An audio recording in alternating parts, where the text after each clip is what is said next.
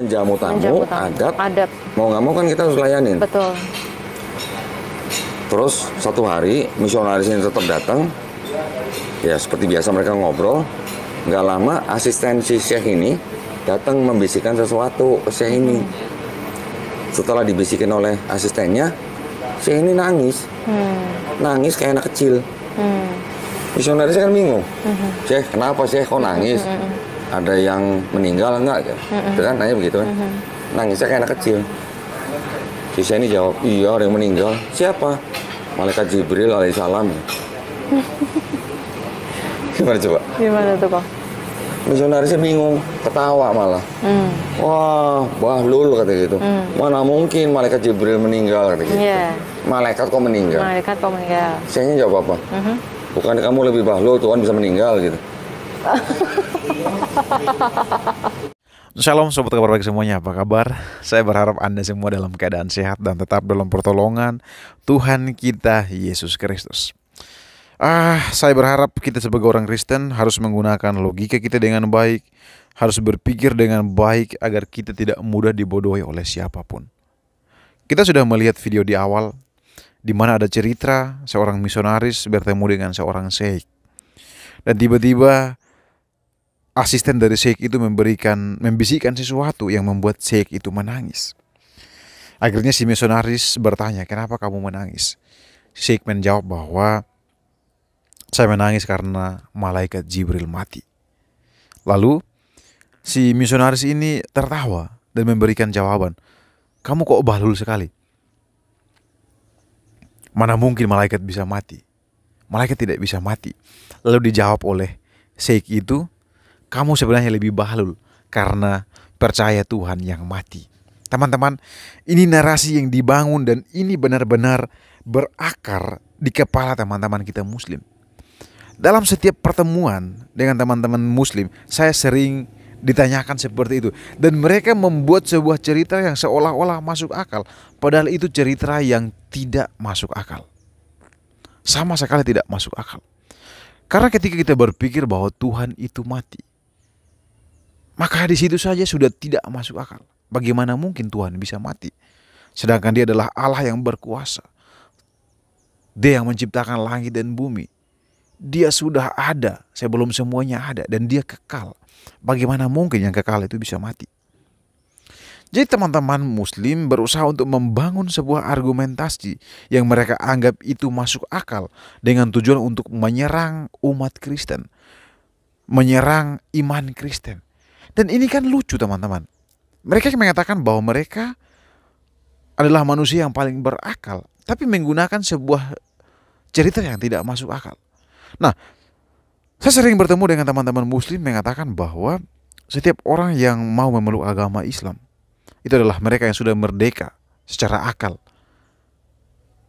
Mereka yang mau menggunakan akal mereka dengan baik. Karena tidak mungkin seorang bisa masuk Islam kalau tidak menggunakan akalnya. Dan ini cerita ini dibesar-besarkan. Mereka selalu mengatakan bahwa mereka paling menggunakan akal, sedangkan yang lainnya itu adalah imani saja.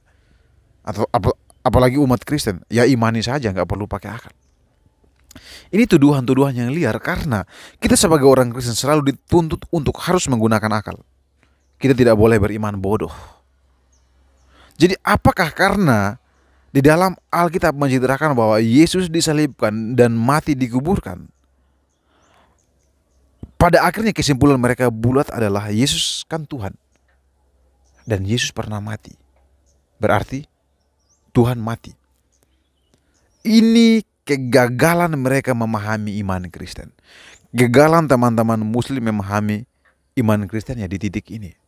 Saya mau kasih tahu bahwa kami orang Kristen tidak beriman kepada Tuhan yang mati. Memang tidak mungkin Tuhan itu bisa mati. Jadi iman kami itu seperti ini. Allah yang maha kuasa itu ketika melihat manusia yang berdosa telah kehilangan kemuliaan Allah. Manusia yang hubungannya sudah terputus dengan Allah. Dan Allah yang maha kasih itu berinisiatif untuk menyelamatkan manusia. Nah, untuk menyelamatkan manusia tidak mungkin dia jadi kelinci. Tidak mungkin dia jadi kodok. Tidak mungkin dia jadi kambing. Tapi untuk menyelamatkan manusia, dia harus menjadi manusia. Bagaimana caranya? Firman Tuhan mengatakan bahwa Allah berinkarnasi, mengambil rupa manusia yang kita kenali Yesus Kristus untuk tujuan keselamatan. Jadi kami orang Kristen percaya bahwa di dalam diri Yesus ada dua natur, sebagai Allah, sebagai manusia. Jadi ketika kita melihat Yesus makan, Yesus lapar, maka di sana jelas bahwa Yesus sebagai manusia, dia harus makan. Sebagai manusia, dia harus lapar. Dalam proses kelahirannya juga normal. Dia dikandung selama 9 bulan. Dia dilahirkan dari kecil, bertumbuh menjadi besar. Prosesnya normal. Dan kalau teman-teman tidak mempelajari Alkitab dengan baik dan mengambil kesimpulan bahwa Tuhan mati, maka teman-teman telah gagal menggunakan logika teman-teman. Teman-teman menuduh orang Kristen tidak menggunakan logika. Ternyata teman-teman sendiri yang melakukannya karena teman-teman tidak menggunakan logika. Disinilah kesalahan teman-teman semua. Dan saya pernah berdiskusi dengan seorang mualaf. Dia Katolik awalnya. Dia pindah Islam dan dia berusaha untuk mengganggu saya. Dia berpikir bahwa saya sama-sama bodoh seperti dia, yang dengan mudah meninggalkan iman Kristen saya dan memeluk agama lain. Dia mengatakan begini, Tuhan Yesus kan Allah yang mengampuni dosa manusia. Dia adalah Tuhan kan, yang mengampuni dosa manusia. Artinya apa? Ketika kita percaya kepada Dia, dosa kita sudah diampuni.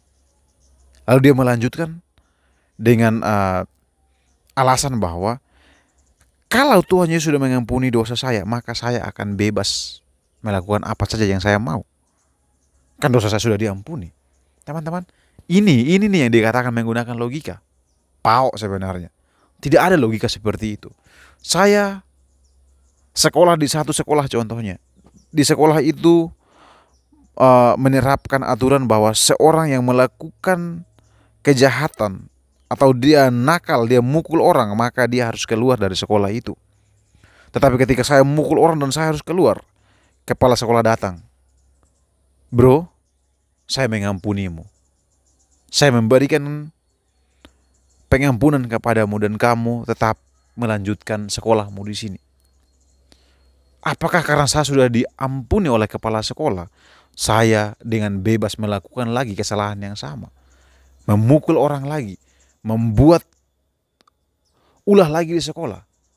Sebagai orang yang sehat mentalnya, sehat pikirannya, pasti dia akan berusaha untuk menjadi lebih baik supaya dia tidak mengecewakan kepala sekolah yang sudah memberikan pengampunan kepadanya. Seorang yang sehat secara mental, secara akal pasti akan melakukan hal itu. Jadi kembali lagi untuk Donditan, kamu sebenarnya orang yang tidak menggunakan akal. Jangan mengatakan bahwa kamu adalah orang yang paling logis, paling menggunakan akal sehatmu. Dan di sini saya membuktikan bahwa contoh yang kamu berikan membuktikan bahwa kamu adalah orang yang tidak menggunakan akal. Coba evaluasi dirimu. Kalau kamu bilang kamu mengatakan kamu menggunakan akalmu, bagaimana seorang yang sehat secara akal bisa berpikir bahwa Tuhan mati? Itu kan sangat tidak masuk akal. Semoga apa yang saya sampaikan ini teman-teman paham ya. Untuk teman-teman muslim sekali lagi, mari gunakan akal dengan baik. Jangan membuat sebuah cerita yang seolah-olah masuk akal. Padahal ketika kita melihat dengan baik, kita menalar cerita itu dengan baik, maka cerita itu menunjukkan bahwa kalian adalah manusia-manusia yang tidak mau menggunakan akal dengan baik. Ingat, Tuhan menciptakan kita, memperlengkapi kita dengan akal, dengan perasaan. Ketika kita tidak menggunakan akal kita, maka kita berdosa terhadapnya. Jadi hati-hati, karena dosamu sangat besar di hadapan Tuhan. Tuhan sudah menciptakan kamu dengan akal yang baik, diperlengkapi dengan baik, tapi kamu tidak mau menggunakan akalmu, maka kamu berdosa. Kamu tidak bertanggung jawab dengan apa yang telah diberikan oleh Tuhan. Tentu kamu berdosa dalam hal ini. Nah, untuk menghapus dosa tidak ada di tempat lain, hanya bisa dalam Yesus Kristus.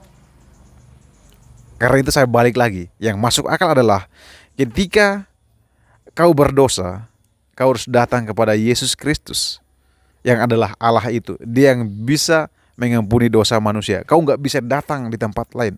Kau harus datang kepada Yesus Kristus. Itu lebih masuk akal. Sekian yang saya sampaikan. Tuhan Yesus memberkati.